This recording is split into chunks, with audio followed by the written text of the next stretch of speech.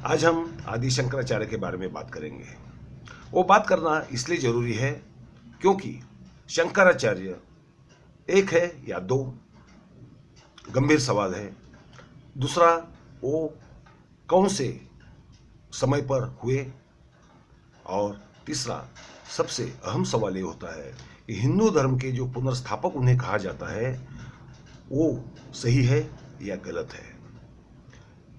उसके लिए काफ़ी प्रमाण है कि ये जो गड़बड़ी लगती है पूरे इतिहास में, वो देखेंगे हम तो जो विरोधाभास है उस विरोधाभास को निराकरण करना बहुत ज़रूरी है। वो हिंदुओं के लिए भी ज़रूरी है, वैदिकों के लिए भी ज़रूरी है, और जो अभ्यासक है आदि शंकराचार्य या भारतीय धर्मशास्त्र का जो अध्ययन करते हैं उनके लिए भी वो बहुत ही ज़रूरी बात है। उनके समय के बारे में अगर हम देखेंगे तो कांची कामकोटी का जो मठ है, जो खुद को मुलायम नाय भी कहलाता है, और उनके कहने के अनुसार उनकी वेबसाइट पर भी है कि शंकराचार्य आदि शंकराचार्य ईसा पूर्व 503 में हुए। आम जो मान्यता है वो मान्यता है कि शंकराचार्य 9वीं सदी में हुए। 9वीं सदी और ईसा पूर्व 5वीं सदी हम देखेंगे तो 1400 साल का जो बहुत बड़ा अंतराल आ जाता है, उस अंतराल को कैसे मिटाए एक सवाल पैदा हो जाता है। जो 9वीं सदी के पक्षपाती है उनकी तरफ, उनके तर्क की तरफ हम देखते भी है तो पता ये चलता है कि 9वीं सदी में भारत पर इस्लाम के आक्रमण आम बात हो गई थी। इतनी कि पूरे उत्तर भारत में या सोमनाथ मंदिर, जो आदि शंकराचार्य खुद शिवजी को मानने वाले थे, वो सोमनाथ पर भी हमले हो चुके थे। मगर आदि शंकराचार्य के साहित्य में या उनके तत्व ज्ञान में इस्लाम का कहीं भी जिक्र नहीं आता। आदि शंकराचार्य पूरा भारत घूमे हैं। उनके 4 मठ भारत के चारों ओर है। उन्होंने कुछ मंदिरों का जीर्णोद्धार किया, ऐसा भी उनके बारे में कहा जाता है। वो सच है या नहीं है वो बात अलग है, मगर उनके नाम पर वो कहा जाता है। इस्लाम का जिक्र क्यों नहीं है? तो 9वीं सदी का उन्हें मानने के लिए दिक्कत सबसे बड़ी यही है। बौद्धों का है, बौद्धों का उन्होंने वाद विवाद किया, उन्हें परास्त किया, और ये भी कहा जाता है कि बौद्ध धर्म को भारत से बाहर निकाल करने का महान कार्य शंकराचार्य ने किया। मगर वो ये सब हम कड़िया देखेंगे तो सच प्रतीत नहीं होता, क्योंकि प्रमाण तो ये है कि बौद्ध धर्म भारत में 13वीं 14वीं सदी तक काफ़ी अच्छे ढंग से फैला हुआ था और बौद्ध धर्म का अस्तित्व निश्शेष नहीं हुआ था। मगर आम समझ पैदा एक की गई है कि आदि शंकराचार्य ने हिंदू धर्म की पुनर्स्थापना की, पंचायतन की पूजा उन्होंने ही लागू की, और उनके बाद ही हिंदू धर्म सही मायने में आज आधुनिक हिंदू धर्म जिसे कहा जाता है वो शंकराचार्य को श्रेय उन्हें दिया जाता है।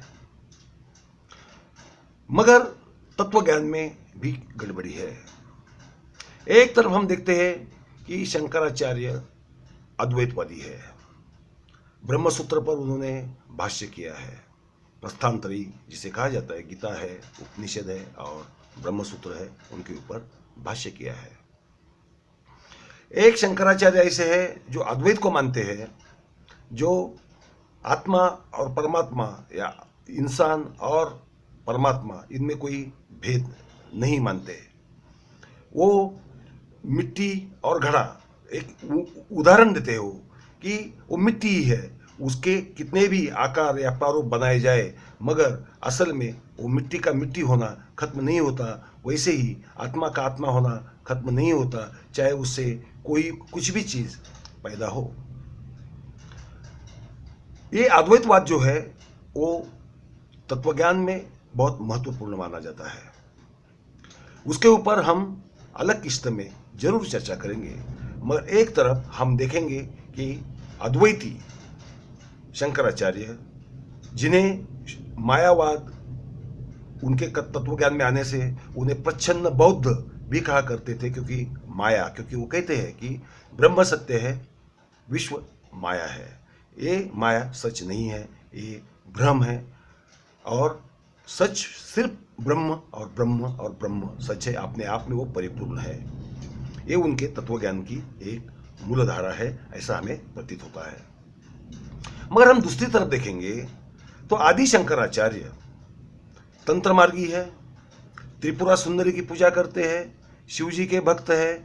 यहाँ तक कि दंत कथाएं, मिथक कथाएं यही कहती है कि शंकर का आदि शंकराचार्य का जन्म जो हुआ है वो शिव जी के आशीर्वाद से ही हुआ है।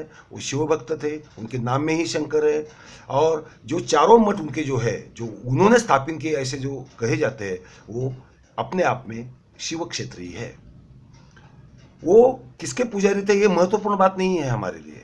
हमारे लिए जानना ये जरूरी है कि आदि शंकराचार्य एक तरफ मूर्ति पूजक थे, तांत्रिक साधना करने वाले थे, वो तंत्र योगी थे, और उनकी पूजा में तांत्रिक शारदा का स्त्री यंत्र जो है, शारदा यंत्र जो है, वो उनकी नित्य पूजा में रहा करता था। यहाँ तक कि उन्होंने जगदम्बा पर काफ़ी मनोरम, बहुत नितांत सुंदर ऐसे स्तोत्र लिखे हैं। शिव जी की भी भुजंग प्रयातृत्त में उन्होंने बहुत ही अच्छी प्रार्थना की है। और यहाँ तक कि उनके नाम पर कई स्तोत्र ऐसे मिलते हैं उन्होंने लिखे हुए नाम, जैसे कि विट्ठल के ऊपर, जो महाराष्ट्र का कुलदेवत माना जाता है, विट्ठल के ऊपर भी स्तोत्र लिखा उनके नाम पर पाया जाता है। वो उन्होंने लिखा हो जरूरी नहीं। मगर जो आदि शंकराचार्य है जिनकी हम बात कर रहे हैं, वो आदि शंकराचार्य एक तरफ तंत्र मार्गी है, वो तंत्रों के अभ्यासक है, और यहाँ तक कि वो उसमें वो विद्वान है। तंत्र में शिव शक्ति ये द्वैत जो है वो आता है। उनके जो स्तोत्र है उसमें जगदम्बा हो या शिव हो, एक भक्त के रूप में शंकराचार्य अपने आप को देखते हैं। तो ये द्वैत हो गया, है ना, ये द्वैत हो गया। इस द्वैत की तरफ हम देखेंगे।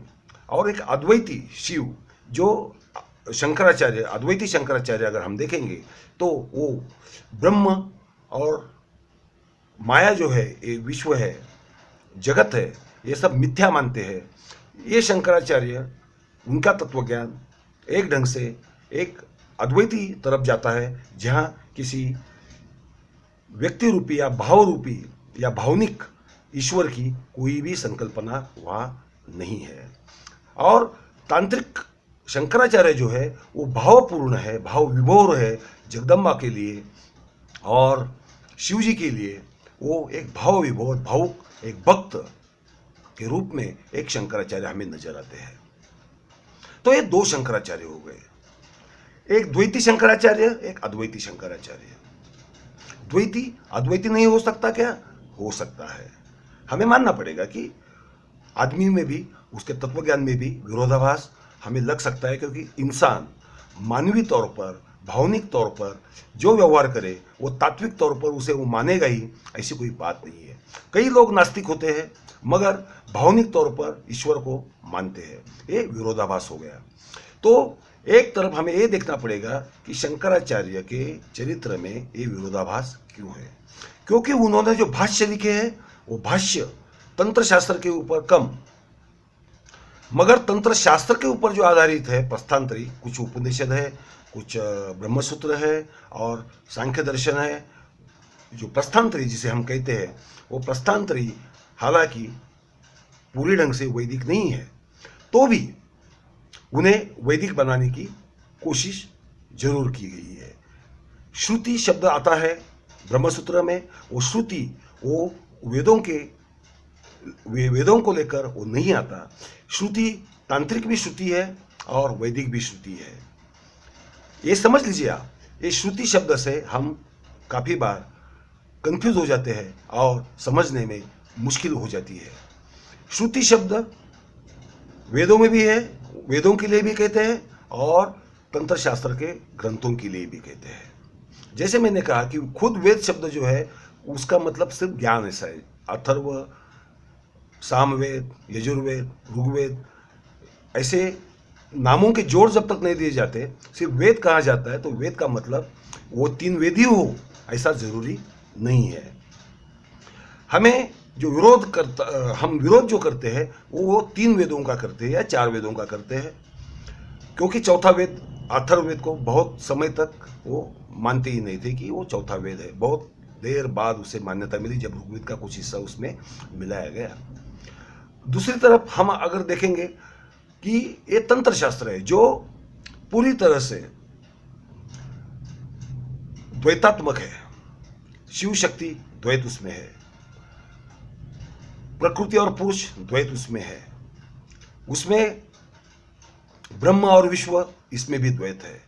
और यहां तक कि खुद शंकराचार्य के जो स्तोत्र है वो स्तोत्र भी द्वैतात्मकता से भरे हुए हैं। तो इतना बड़ा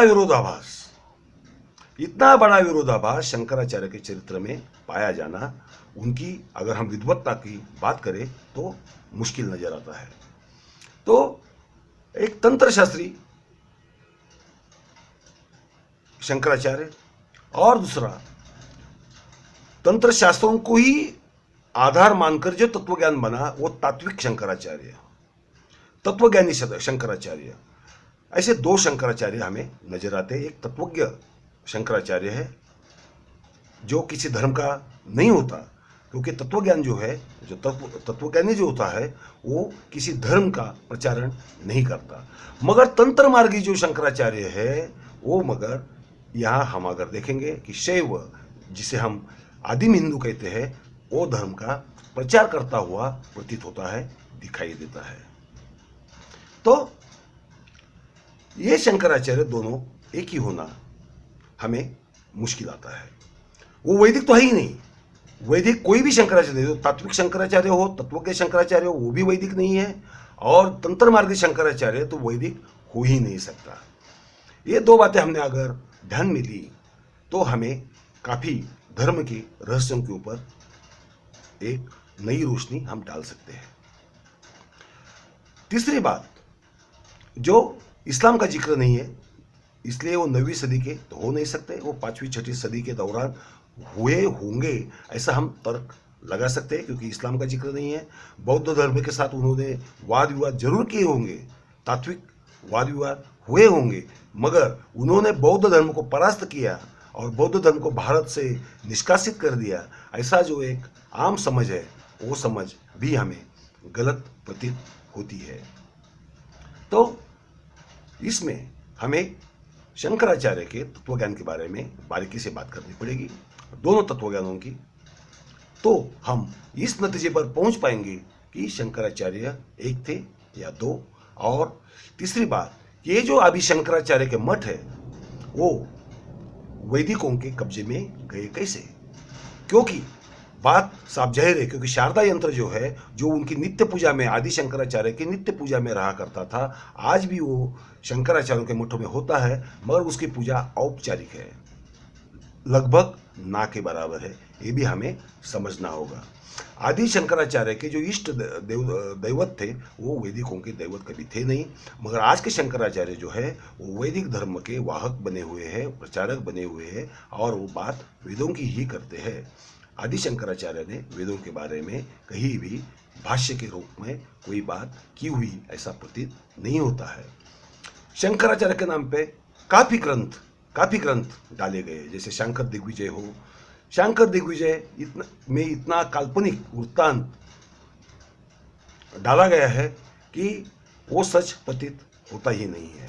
उनके नाम पर कई ग्रंथ थोपे गए हैं, वो हमें दूर करने पड़ते हैं और अलग से उसकी तरफ देखना पड़ता है। इस श्रृंखला में हम एक एक बात पर बारीकी से बात करते जाएंगे। आज इस बारे में इतना ही हम बात करेंगे। धन्यवाद।